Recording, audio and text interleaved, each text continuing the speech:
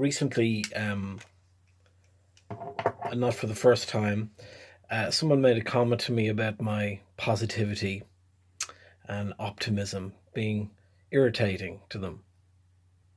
Now, I'm very aware that there's very few people that say that to me, but there's a lot of people that feel that. And so the question becomes then, so do I stop being who I am to make other people feel comfortable? That's a little messed up, isn't it? So, you can't stop people from being judgmental. People are always going to look at you and have something to say, or anyone, any one of us.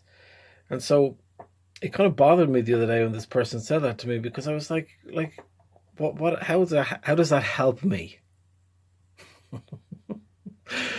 It's a great quote. That's a friend of my acting coach. He used to, anytime someone would come to them with some BS problem they were having, they would say, "How does this help me?" Like, go solve it yourself. Like, seriously, this is nothing serious or major. But it also applies when people say unconstructive things to you. And there's a quote written from a book called Return to Love by Marianne Williamson.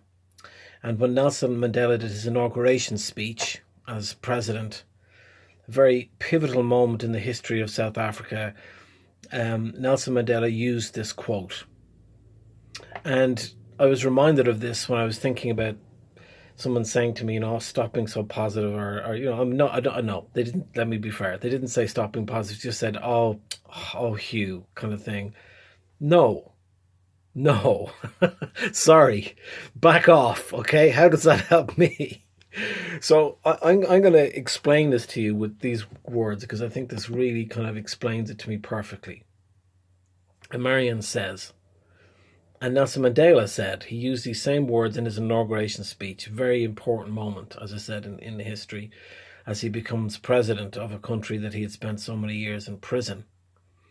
This is a moment where he could have gone in a whole different direction with a speech, but he decided to go to love, and it's very important. You know how important, I'm always saying hashtag love is everything. And Marianne says, our deepest fear is not that we are inadequate. Our deepest fear is that we are powerful beyond measure. Think about that. So it's not that we're inadequate. We're not afraid because we're inadequate. We're afraid because we're deeply powerful. And it is our light, not our darkness, that most frightens us. We ask ourselves, who am I to be brilliant, gorgeous, talented, fabulous? Actually, who are you not to be? You are a child of God. Your playing small does not serve the world. Are you guys paying attention? Your playing small does not serve the world. Thank you very much. As I said, how does that help me? It doesn't help me. It doesn't help the world either, apparently. There is nothing enlightened about shrinking to other people so they won't feel insecure around you. And this is true. Why should I stop being myself? We are all meant to shine as children do. We are born to make manifest the glory of God that is within us. Now you can replace Buddha, the universe, whatever you like in with the word God there. It doesn't really matter. It's whatever you call your higher power. So basically, we were born to make manifest the higher power that is within us. It is not just in some of us, it is in everyone. And as we let our own light shine, we unconsciously give other people permission to do the same. Now, I'm going to say that again. As we let our light shine, we unconsciously give other people permission to do the same. You want to know why I'm positive?